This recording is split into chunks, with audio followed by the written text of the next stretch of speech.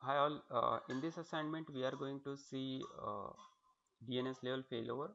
So this failover will be across AWS regions. So as of now, in last assignment you did the failover, not failover but the load balancing, right? One elastic load balancer having multiple web server behind it, and then it does the load balancing across the web servers. But here it would be across, we would have this top level DNS and the domain name associated with it, and then we would have two web servers across two different AWS regions. As you can see, we would have first web server in North California, that is US West 1 region. We have another web server, the failover web server, in another AWS region. And when this suppose the web server in US West 1 region goes down, we would actually fail over to the next region, that is US West 2 region. So this is how it is going to happen. So here we are trying to achieve this region level high availability. As you saw in the last lecture, we had discussed about the elastic load balancer, but that all works within the VPC, right? That means within the same AWS region. But here it is across AWS region. So that's the difference between doing the high availability across AWS regions versus doing it inside AWS region. Okay, so with that we'll go into this assignment, and these are the high level. So in this assignment we are going to create two public web servers in two regions. Then we'll create a Route 53 hosted zone, we'll talk about it, and we'll configure the one region as a primary web server, and in another region we'll configure it as a secondary region. Then we will make the first web server to fail, maybe by stopping this web server, or we could even terminate the EC2 instance, and then we'll see if the DNS resolves to the second web server over the DNS, right? So this is what we are going to do. Okay, as you can see, I am in US West 1 region, North California, um, and here we have there is no EC2 instance, so I'll just launch one web server. So I'll go here, I'll select Amazon Linux. So you are very well aware of all these configurations. I'll use the default VPC and any subnets. These are public subnets, so I know like my EC2 instance will receive a public IP. Just one thing to note down is we want the web servers to be configured automatically when it comes up. So I'm just trying to install the HTTPD service, starting that on, and just putting a small index.html file which says this is a US1 AWS region. So you can see that here.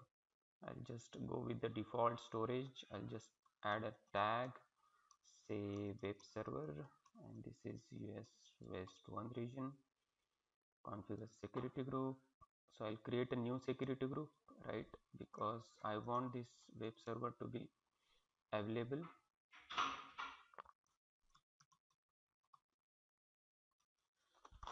So I'll just add SSH to my IP. I don't really require to SSH because I have put in user data, but in case something fails, I would have to.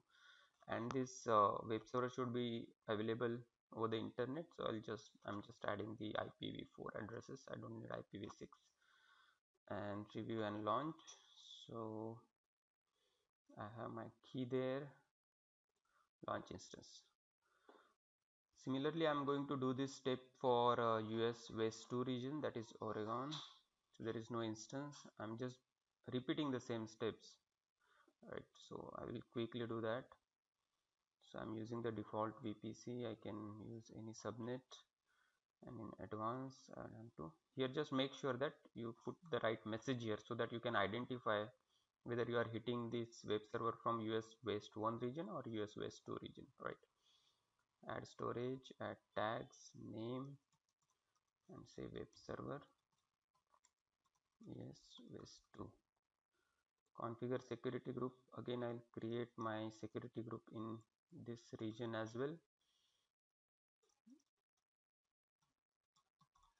and I want SSH from my IP and HTTP to be accessible from IPv4 addresses. Review and launch. Here also I have my keys. Okay, the security group already exists. Okay, so there is some error with the security group, so I'm just going back, say web server 2, because it says the security group already there. Okay, so these two instances are launching. I'm in the US West 1 back. I'll just see if I can hit these instances directly from here, so that yeah, I can hit this instance and web server, and you can see the US West 1 region. Let's also wait for some time for the region US West 2. It's still pending, so by that time it's happening. Okay, let's quickly check that. Okay, it's not yet up. Let's try again. Okay, you can see US West 2 region. That means both the web servers are up, but we are accessing through the IP. The real use case is to do the DNS failover for those. So let's go to the Route 53 service. So I am in the Route 53 service. If you log in, you will see something like this. And here I already have one hosted zone, that is for AWS trainingcenter.com. So you probably do not have it, and that's where you won't be able to uh, test it properly, because you would have to buy this domain name from domain registrar like GoDaddy and all.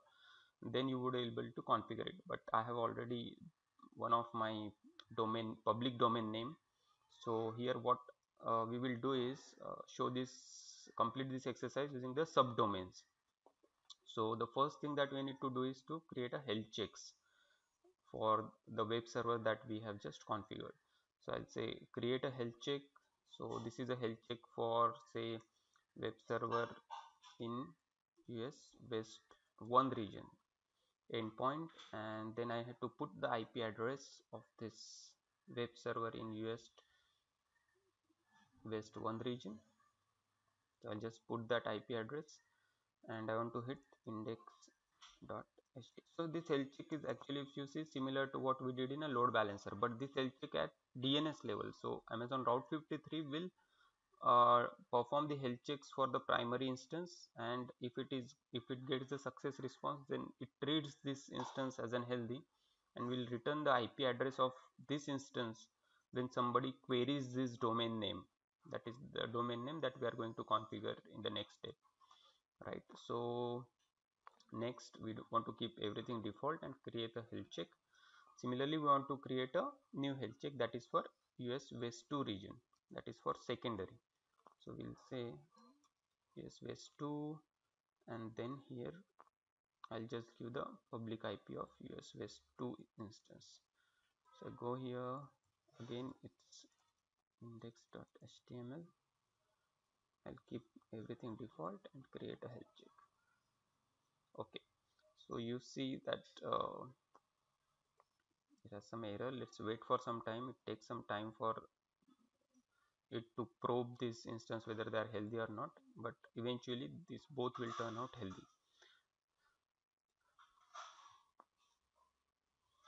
Okay, so by that time we'll just configure our hosted zone, which is actually your configure your domain name and subdomain. So we are here. So I already have a top level domain, that is awstrainingcenter.com, but for this exercise I am going to create a subdomain. So create a record, say test.awstrainingcenter.com. the type will be a type, and the TTL I want to keep short, so that when the first instance terminates, or say stops, the first web server stops processing the request, we can switch over to the other DNS immediately. So 60 seconds is sufficient, and value of this would be, I want this test.aws.trainingcenter.com to point to, by default, this instance, which is a primary instance, right? So I'll just put its IP address here, and the routing policy I want to select is failover, as discussed, and this instance is my primary instance, so I'll keep the failover type as primary, and I want to associate health check so that it knows whether my instances or the web server is healthy or not, and health check to associate one is US West one. So I'm just creating this. Similarly, I want to create another entry for the same domain, but this is a secondary failover domain name, right? So again, I want to give here the IP address of the secondary instance, which is in Oregon region. So I go back here, I paste this IP failover. Now this time the failover record type is secondary, and I want to associate a health check. Make sure you have the TTL same as the primary one, and health check associate is US West 2. That's it. So I'm just creating this. So we have now these two record sets, test.aws training. Both are the domain name is same, but the IP addresses are primary. If you see here, it's a primary, and this one is the secondary. Just go back to the health check and check if both the instances are healthy. Okay, both the instances are healthy. So if everything is good, we should be able to hit test.awstrainingcenter.com, and we should be return the IP address of the primary web server, and we should be able to hit the primary web server. So I'm just doing aws.awstrainingcenter.com. Okay, so we could hit AWS Training Center in US West 1 region. You can also check whether it returns the proper DNS by just doing the NS lookup and this domain name. It should return the IP address of the primary web server. So I'm just stopping this video here. I want to log into the one of the instance and stop it. Okay, so what I want to do is now just log into instance in first region, the primary web server, and stop the HTTPD service. So this is an IP of primary instance. I'm just going to provide my SSH keys for the login. So it is demo west 1. Login would be ec2-user. I'll just open this connection. Yes, I'm there. I'm just doing the sudo so that I'm a root, and I'm just going to var www html. There I would see an index.html which has a message. This is a US1 region. So this is as expected. Now I'm just going to stop this service here, service httpd stop, so that web server is stopped here. Now I expect this DNS health check to fail for US West 1 region, and then DNS should be fail over to the other DNS. So we'll wait for some time. I'll pause this video for a couple of seconds and then see. Okay, as you can see, the health check for US West is unhealthy, and then we should be switched back to our other EC2 instance in another region. So that means if we now hit AWS test.aws training center, we should be redirected to US West 2, and that's where it's happening. You can verify this using ns lookup command, which actually gives you the DNS name for this domain name. So I'm just already logged into this machine. I will just do ns lookup. I just want to give domain name. Oh, sorry, I need to reconnect. Okay, so ns lookup test.aws training center.com. You can see I got an public IP address this, and this address actually resolves to US West 2 region .37, right? So that's it. That means we did the DNS failover to other web server running in another AWS regions. Just one thing to make sure is about the security group. In case of when you did the exercise for elastic load balancer to the EC2 route traffic, you had put this HTTP to be opened only for the say VPC cider or the subnet ciders of elastic load balancer. But here The Route 53 is a global DNS service and it has to perform the health check on your web server, right? So that's where we have put the source IP as for everyone, so that Route 53 can query your web server on port 80. So that's the only difference. Typically people make mistakes, so I wanted to mention that. So that's it for this assignment. Please let me know if you face any issues. Thank you.